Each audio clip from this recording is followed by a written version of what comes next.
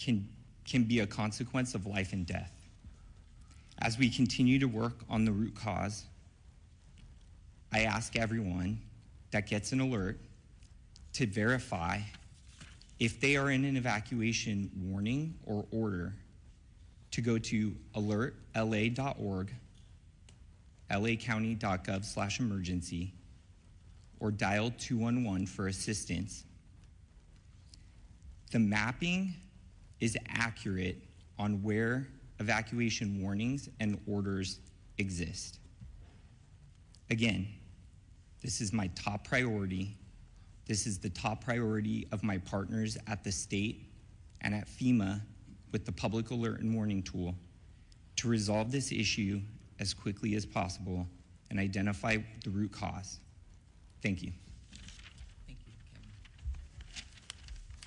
Thank you, Kevin. Good morning, everyone. I'm going to make this very short because we've got a full list of people that want to present today. You're going to hear information from our Insurance Commissioner, Ricardo Lara. Thank you for being here, about how residents can get connected to insurance support to recover and rebuild. And I was up in the Alpine area last night, and the common question was, how do I navigate the insurance process, and will I be able to get insured again? And so I felt it was important for us to hear from our Insurance Commissioner, who's been very engaged on this issue. And then I just want to say to everyone, you know, I've been out and I've heard from my residents, and I think we've all had someone impacted by this fire. I keep saying it, you are not alone.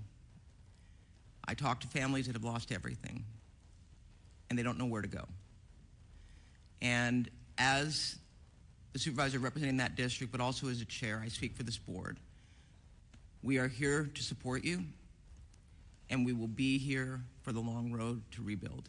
So with that, I'd like to turn it over to Mayor Bass to say a few words. Thank you, Chair Barger. All of us here are working urgently and around the clock to confront this ongoing firestorm. And when we are on the front lines, when we're in the command posts, when we're in the Emergency Operations Center, we carry with us our friends and neighbors. That is what this fight is all about. It's about those friends, neighbors, and loved ones who have fled their homes, those who have lost their homes, those who have lost their lives. To all Angelenos, we are fighting hard for each of you. So here's our city update responding to this natural disaster. LAFD battled all night on the Palisades fire, the Hearst fire, the Kenneth fire, and airdrop efforts, thank goodness, continue. LAFD also responded to and extinguished fires in Pacoima, Hollywood, Studio City, and more. I do want to let everyone know that Griffith Park, including Runyon Canyon, will be closed through Sunday. Yesterday, President Biden pledged his full support for response efforts, including FEMA reimbursement 100% of our disaster response costs. FEMA also launched resources and support for Angelenos impacted by these fires. Visit disasterassistance.gov to apply. We have worked with the governor and Sheriff Luna to secure the National Guard, which will back up and free up our firefighters and police officers and play a key role in securing our evacuation zones to keep people safe and to protect against anyone thinking of taking advantage of this tragedy. People from across LA, the nation, and the world are asking how to help. Yesterday, I spoke of the California Community Foundation's Wildlife Recovery Fund, and today I'm grateful to share that within 24 hours, they have raised $2.5 million from 4,000 generous donors. Visit calfund.org. I also mentioned that Airbnb has been working through the 211 online portal to provide free temporary housing. Now, the demand has been extremely high, and Airbnb has increased their commitment to providing emergency assistance for now 25,000 evacuees, first responders, and others impacted by the fires. Visit 211la.org to get connected. With so many homes and businesses lost, we are already putting plans in place to make sure that we aggressively rebuild. My office is leading the city effort to clear the way, Red tape, bureaucracy, all of it must go. This will be an enormous undertaking, but we will be ready for it because we will not rely on the old way of doing things. For this recovery, we will have, like we have done in other areas, we shake up the system and move forward with new strategies and policies. I don't believe that there is anything that Angelenos cannot do if we stand together. Thank you. Now I'd like to introduce LA County's 3rd District Supervisor, Lindsay Horvath. Good morning. I want to first start by thanking our first responders who were focused in the Topanga region yesterday and responded swiftly to the Kenneth fire. Incredible action from firefighters who are giving multiple fires absolutely everything they've got. Initial reports led our department to serious concerns, but we have the absolute best, most experienced teams leading our efforts, and even with the most challenging circumstances and terrain, they have been able to deliver. Next, I want to express my deep frustration with the alert system that is causing confusion and additional panic for our communities at this time of extreme crisis. Whatever the cause, it is unacceptable, and it is being addressed now by the county's Office of Emergency Management, as Director McGowan described. We'll be investigating what happened, how, and why at every level in our exhaustive after-action process to ensure it is corrected. There is a reason why we have redundancies in our communication system. Crises require them. Please sign up for alertla.org, visit emergency.lacounty.gov, and tune into local radio and TV. Our LA media partners have done an incredible job getting the word out, and it's why we hold these press briefings. In terms of overnight updates in the communities I represent, we had a small brush fire of under 5 acres in Pacoima that the fire department knocked out quickly, and we thank them for their bravery and their swift action. The fires continue to have air quality impacts throughout the Los Angeles County region. A smoke advisory has been extended through Friday. To limit exposure, please remain indoors as much as possible, avoid outdoor physical activity, and run your air conditioner or air purifier if you have one. The Department of Public Health's Chief Deputy, Dr. Anish Mahajan, is here and can help answer questions about air quality. The strength and resolve of Los Angeles County residents, as well as our extraordinary first responders from every level of government, as well as our private citizens from across the country and right here in our own county, will be the way we get through this unimaginable tragedy.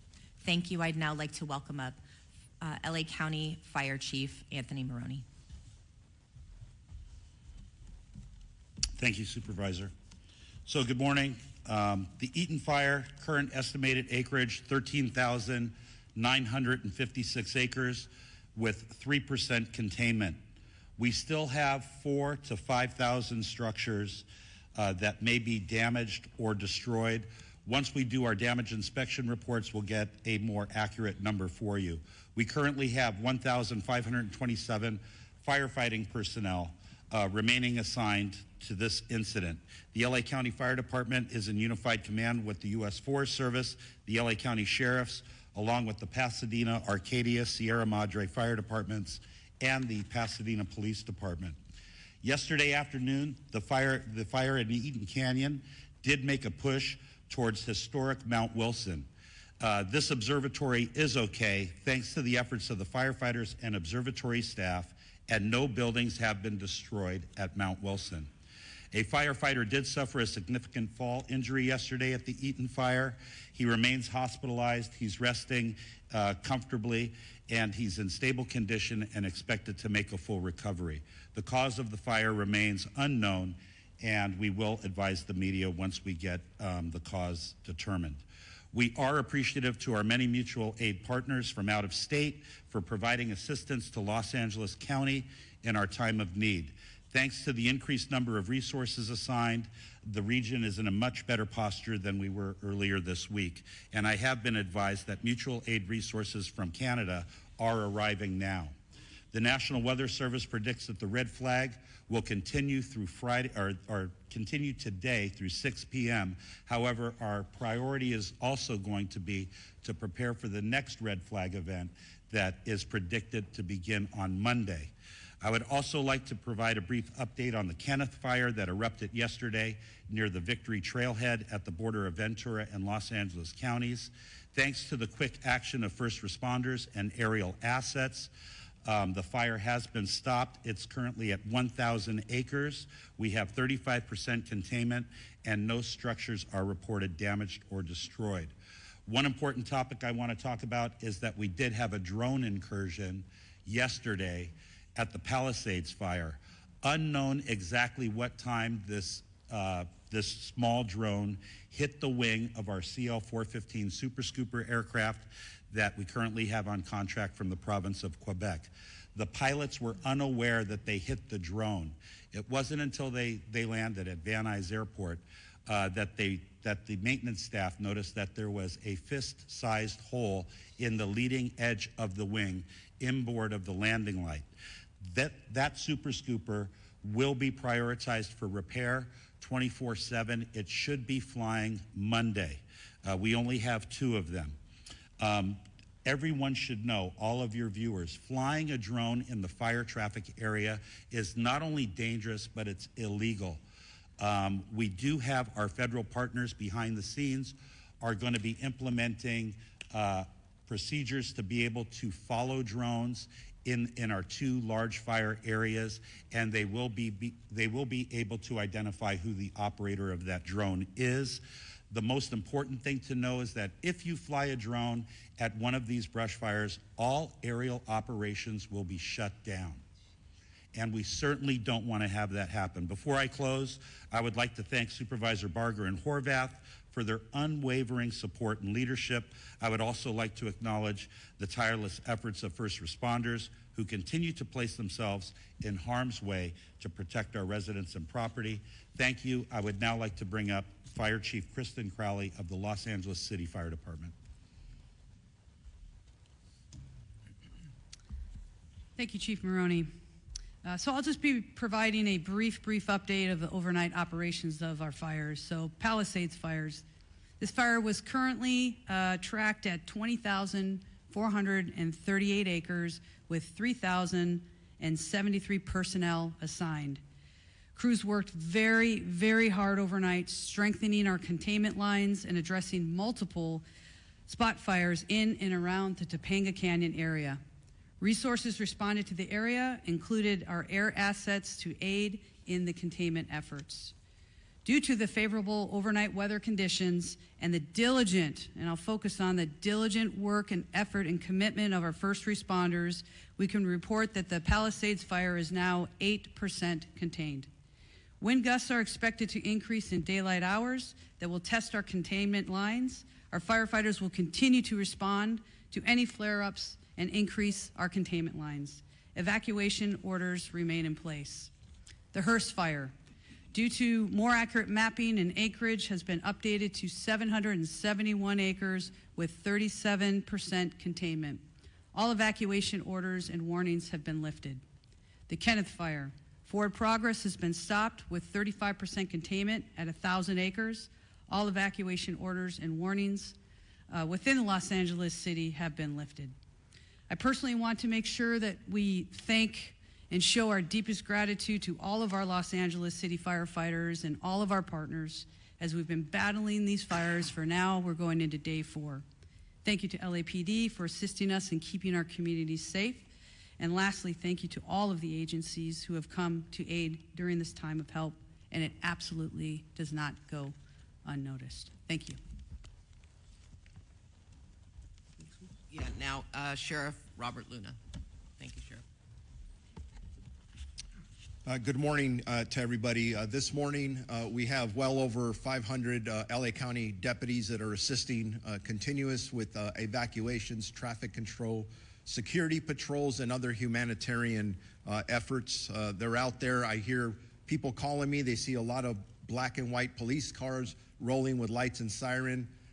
They're out there working. That's what they're doing.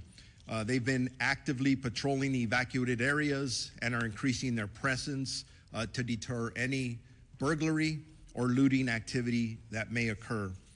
Just to summarize on evacuations for all the fires that we're dealing with, evacuations orders stand at approximately 153,000 residents that are under evacuation orders and approximately 57,830 structures at risk. And then evacuation warnings, approximately 166,800 residents under both warnings, or I'm sorry, those are just specifically for warnings. What I want to go to next, and we started talking about this last night, is a curfew. A curfew order has been established for the Palisades and Eaton fire areas in all mandatory evacuation zones. That will be in effect. It was in effect last night, and it's going to be in effect tonight at 6 p.m. So it ended at 6 a.m. this morning, will take effect again until 6 p.m. I'm emphasizing that to our media partners because part of this is communicating to the public. You cannot be in these affected areas. If you are subject to arrest. That is important. We're not doing this to inconvenience anybody. We're doing it to protect the structures, the houses that people have left because we ordered them to leave, and I want them to feel confident that we are doing everything we can to secure that. This curfew will be strictly enforced and is being taken to enhance public safety, protect property, and prevent any burglaries or looting in the area that the residents have evacuated. The only people that will be allowed in these areas are disaster workers, okay? I just want to make that clear because we have other people trying to get in there. And by the way, media partners who have legitimate media credentials, yes, you may enter those areas unless it's very, very unsafe and somebody tells you not to for that reason. Again, just specifically, anyone found in violation of this curfew will be subject to arrest for a misdemeanor offense under LA County Code Section 2.68320, and conviction may result in a fine up to $1,000 or jail time. And I'm telling you right now, I know people talk about no bail, and I've given direction that if somebody's caught doing this, they are not going to get cited and released. They're going to get booked. We are not screwing around with this. We don't want anyone taking advantage of our residents that have already been victimized. The National Guard deployment. As many of you are aware, we asked for the National Guard. I'm very thankful to Governor Newsom and the State Office of Emergency Services that fulfilled that request. As of last night, we've had National Guardsmen assisting us. They arrived last night and deployed to the Eaton fire area, and we're assisting with road closures and critical infrastructure protection. As additional Guard personnel arrive, and they will be in the next 12 to 24 hours, the Sheriff's Department will strategically coordinate their deployment with other partners such as the Los Angeles Police Department, Pasadena Police Department, Santa Monica Police Department, Azusa, and Arcadia. Those are the requests we have now. That may grow. We'll adjust as time goes on. I want to make sure that if anybody needs updated information on either evacuation orders or warnings or road closures, they go to lacounty.gov/emergency. And with that, I am going to be introducing Assistant Chief Dominic Choi from the Los Angeles Police Department. All right.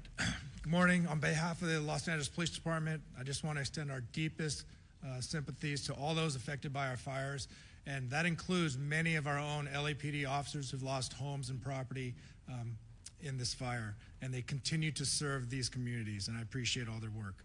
I have a number of important updates for all of you today, and I'm going to start by an arrest that was made late yesterday afternoon.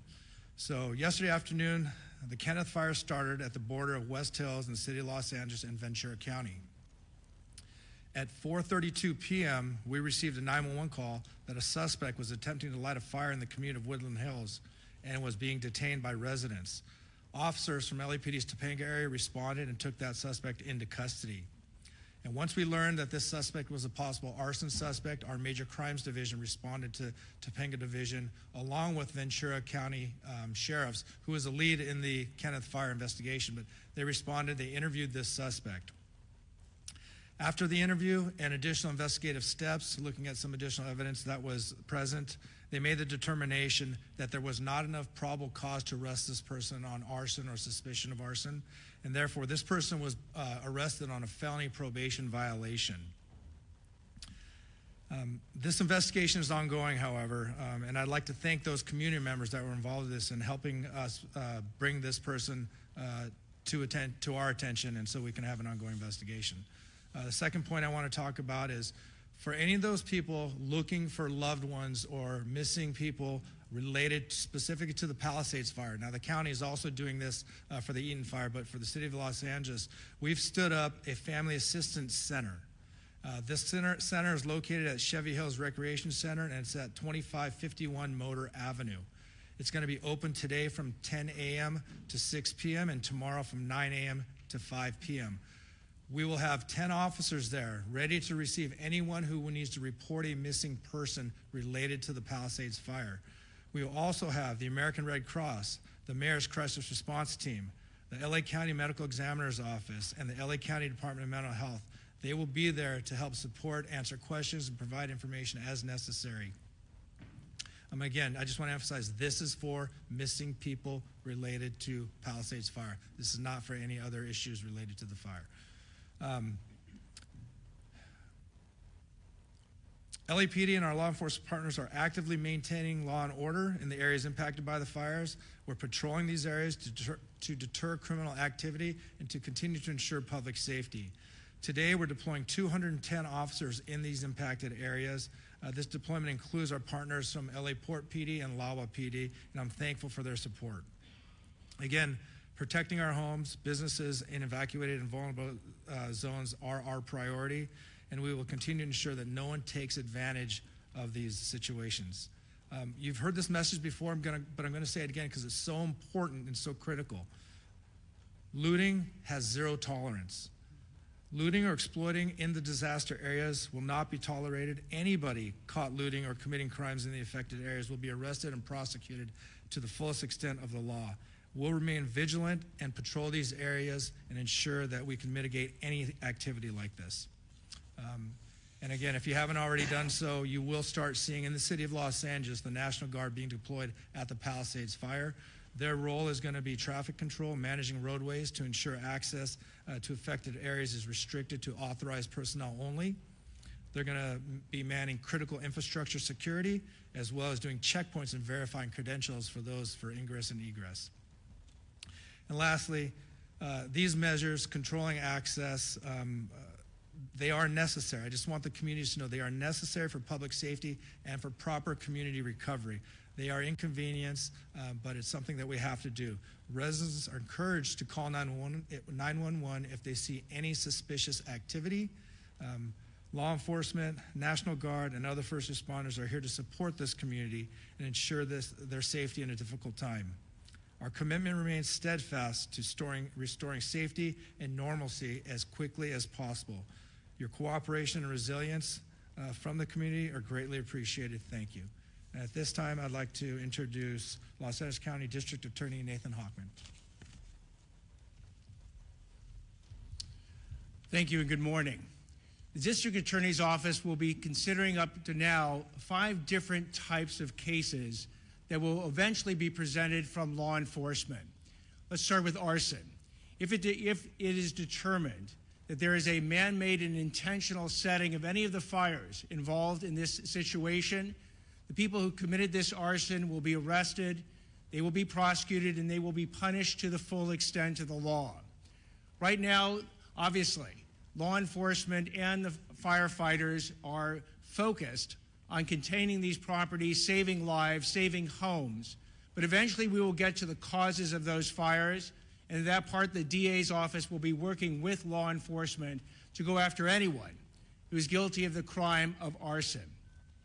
Second types of crimes. If people are going to violate this curfew restriction and they get arrested, they will be prosecuted. Let me back up what the sheriff has said. In order to protect the homes of people who've been ordered to leave those homes, the sheriff, the Los Angeles Police Department, and local law enforcement is going to be working overtime to protect your home. In that way, if you violate the curfew, you will be arrested and then you will be prosecuted by the district attorney's office.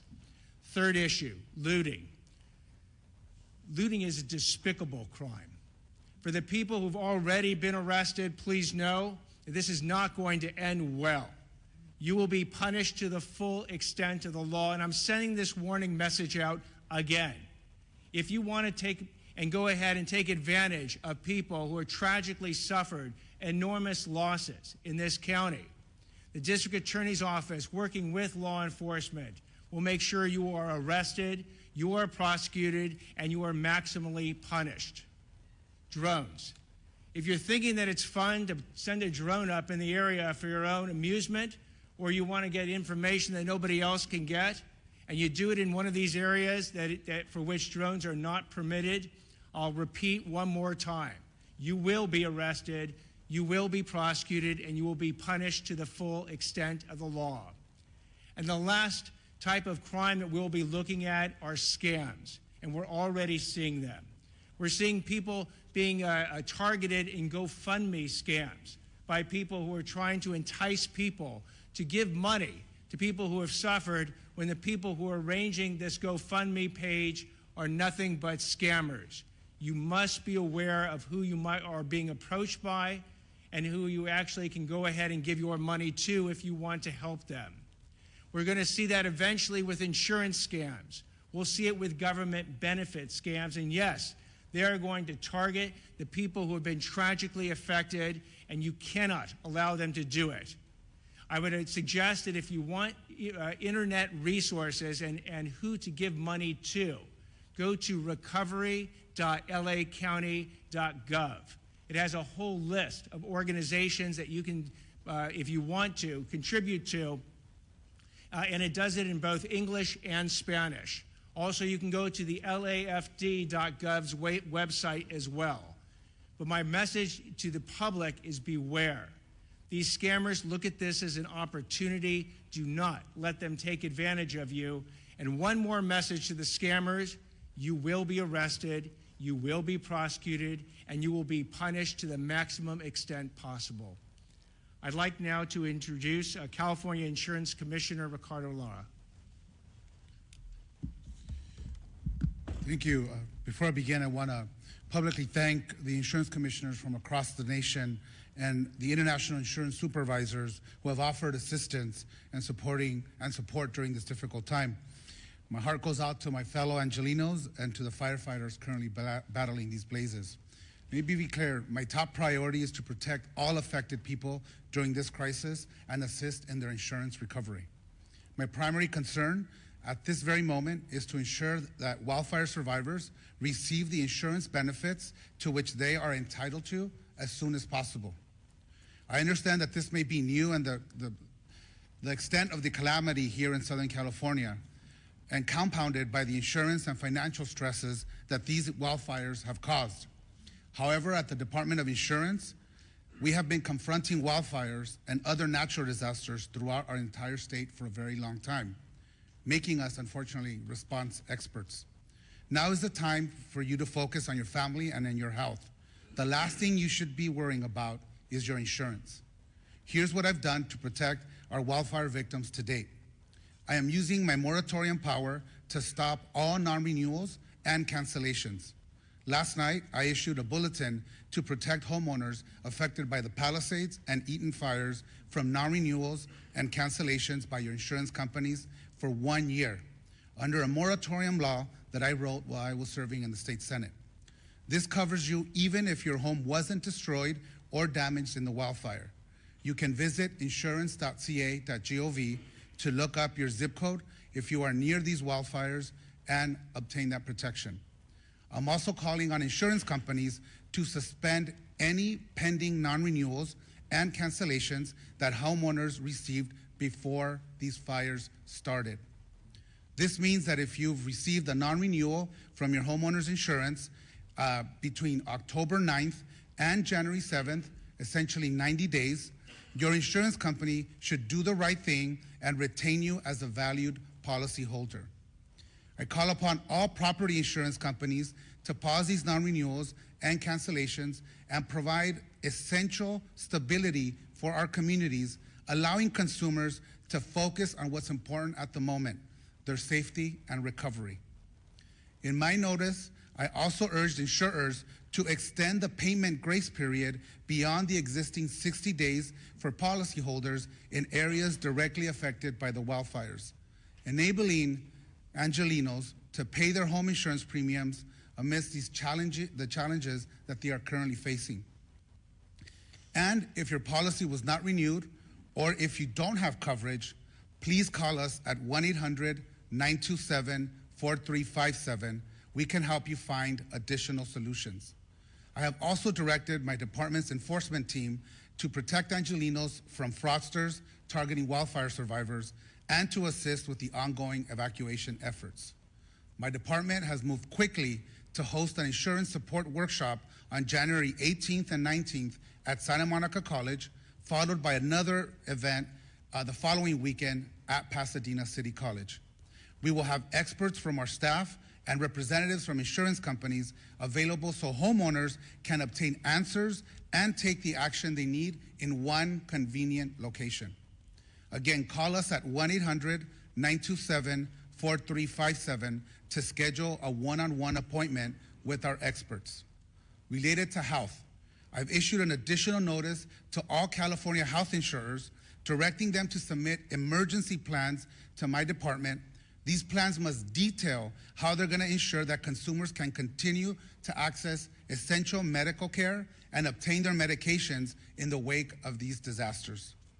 I've been in constant communication with our county leaders, governor, the legislative leaders, and our congressional delegation to identify best ways to expedite our recovery, reduce wildfire risk, and build a more climate resilient state and communities. Making homes and communities safer from wildfires needs to be a top priority for our state. Looking forward, I'm going to ask the governor and the state legislature to support my proposal to provide consumers with home hardening grants. We need to put money in people's hands. This measure is critical to protecting homes and improving long-term resilience against wildfire risk. We are also going to be introducing legislation to include businesses in our moratorium law. Businesses are an important consumer of insurance and the financial backbone of many communities, and they also need this vital protection. Newly enacted insurance reforms are now in effect to make insurance rates more stable and predictable. My sustainable insurance strategy mandates that insurance companies expand and maintain coverage in high wildfire areas if they are going to use forward-looking catastrophic models and incorporate the reinsurance cost in the rate making, which my department just finalized in December. Why is this important for our residents? It ensures that Californians in wildfire-prone areas retain access to insurance and brings competition back into the market and ultimately lowering the cost. Without these measures, insurance companies may continue non-renewals, leaving communities at greater risk of underinsurance and total loss of coverage. Even with these devastating wildfires, I want to be clear, I am confident that these reforms will keep us on track to modernizing our insurance market, encourage insurers to return and expand in California, and protect the solvency of our market. We remain the largest insurance market in the nation, fourth in the world. Our goal is to ensure they remain financially solvent and can honor the claim that will stabilize our insurance market in the long run. Now, let me just quickly address issues surrounding the insurer of last resort, which we call the FAIR Plan. It has become clear that reforms are necessary as the coverage maximums have not changed in 30 years. I recognize that for some Californians, the coverage limits, even the ones that we've already implemented, are still very low.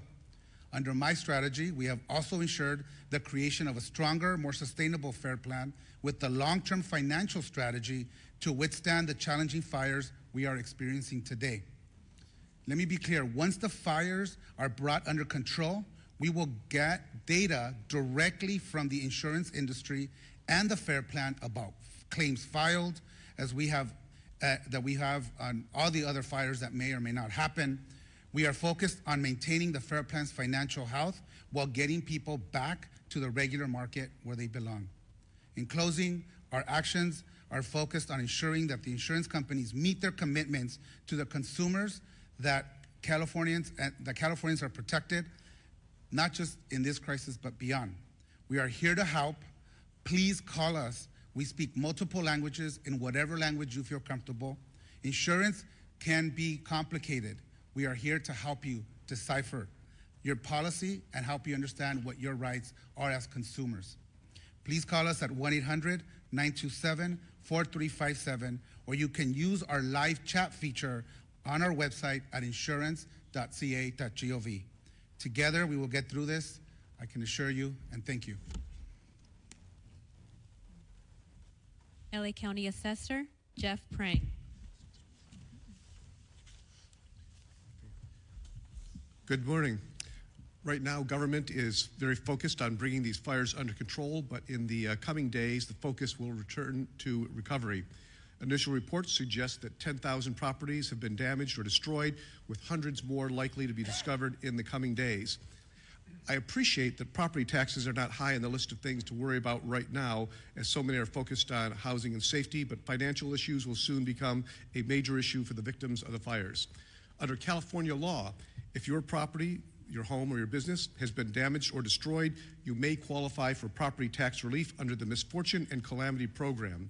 This program allows my office to reduce your assessed value of your property, which is what your taxes are based upon, to reflect the damage. Here are the key details. To qualify, the damage needs to exceed $10,000, and you must file a claim within 12 months. Once filed, we will investigate and verify the claim, determine the cost to cure, and then reduce the assessed value effective the date of the damage occurred. The reduction remains in place until the property is repaired, rebuilt, or undergoes a change in ownership. It does seem clear that we may need legislative help to ensure maximum benefits to victims, and I'm glad some legislators are here today. We look forward to talking to them about making some of those fixes. The filing of this claim also facilitates coordination with the Treasurer Tax Collector's Office, allowing taxpayers who pay property taxes directly, that is not through an impound account with their mortgage lender, to defer their current year property taxes without incurring penalties or interest.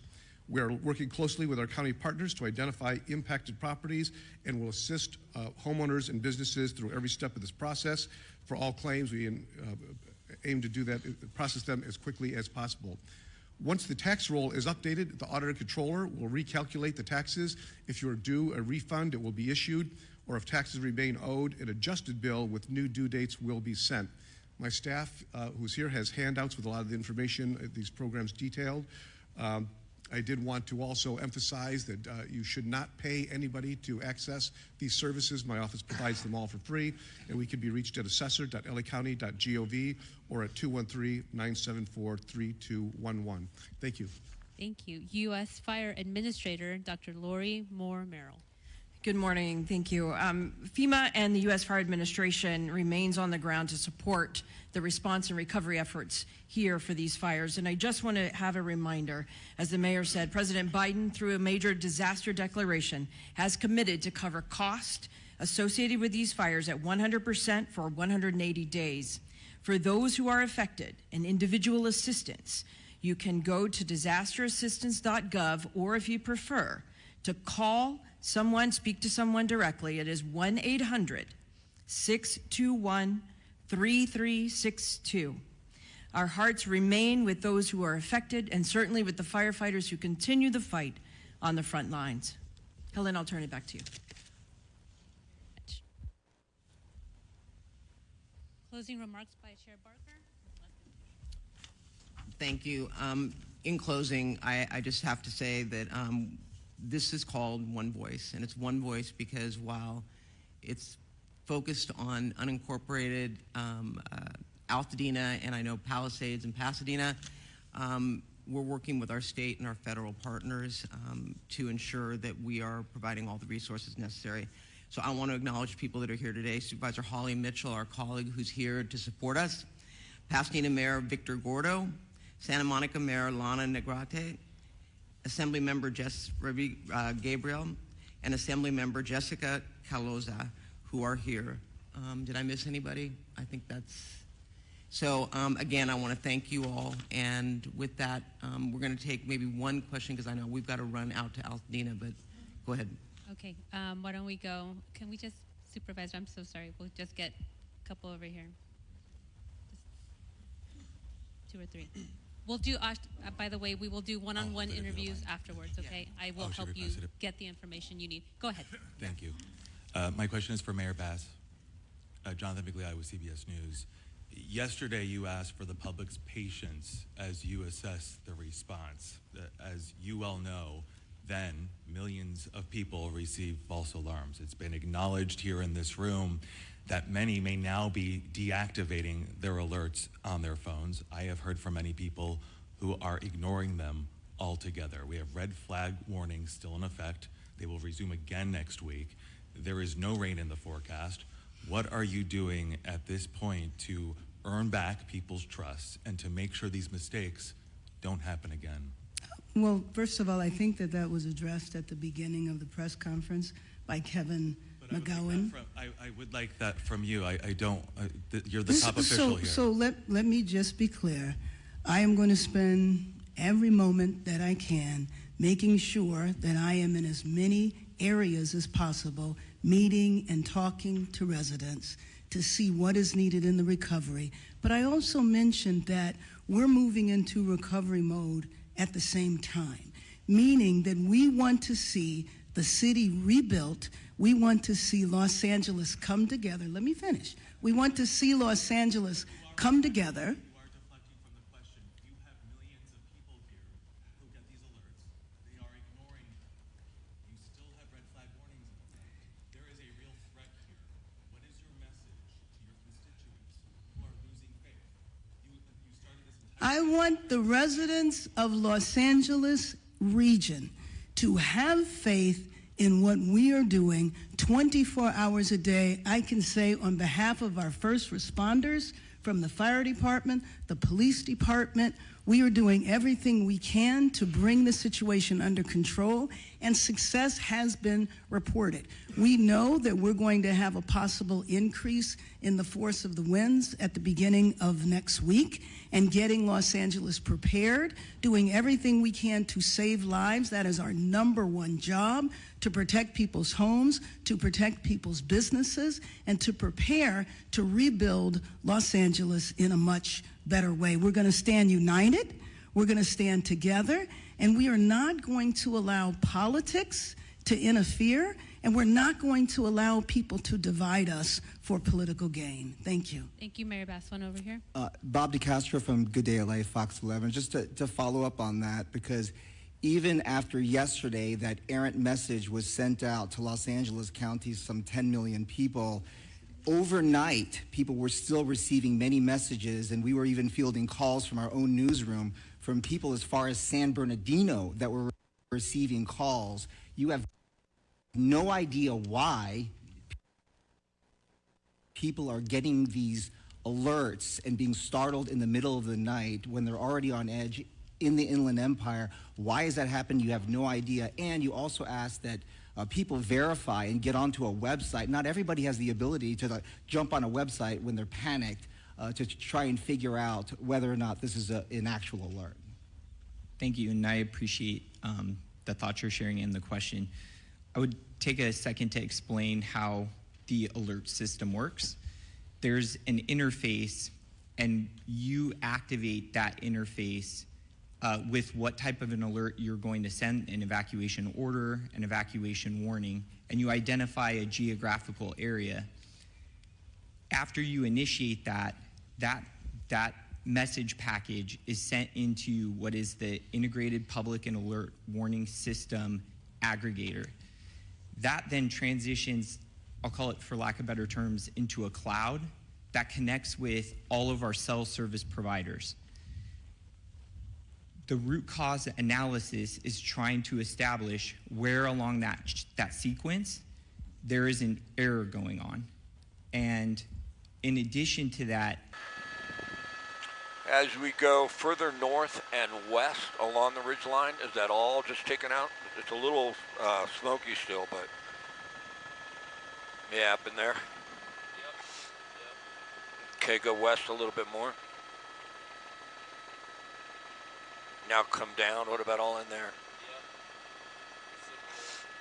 So that's getting into the Altadena area, if I'm not mistaken. That's fine. Exactly. You know, we're just trying to assess what we have here. Almost everything's gone there, right? That might be a good place to start. I don't know that it's...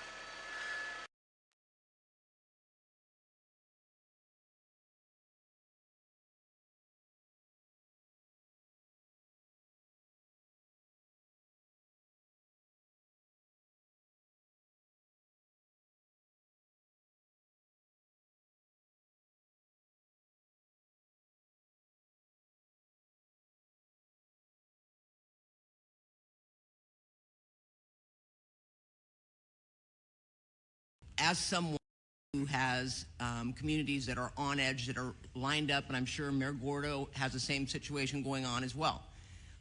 They're on pins and needles thinking that they're next. So we're drilling down right now, and the way it's described to me is there are towers that are now powering up, and it's up in this cloud. It's kind of like when you send an email and it goes into draft, and then once you hit internet, it gets sent. Similar, but my question is, why can't we turn it off? And the answers we're getting are not satisfying. I'm not making any excuses. It's unacceptable. And it is frustrating because we are asking people to trust us, to believe us when we say evacuate. So if we're going to tell them to evacuate, we better make darn sure we're targeting the right people. So don't think we're taking this lightly. I'm not. And I know that my residents aren't. So I hear you loud and clear. The frustration you're hearing from me is based on the frustration I'm hearing as well from my constituents who are asking, when we get it, is it going to be legitimate? Should we listen or should we ignore? Or disable altogether?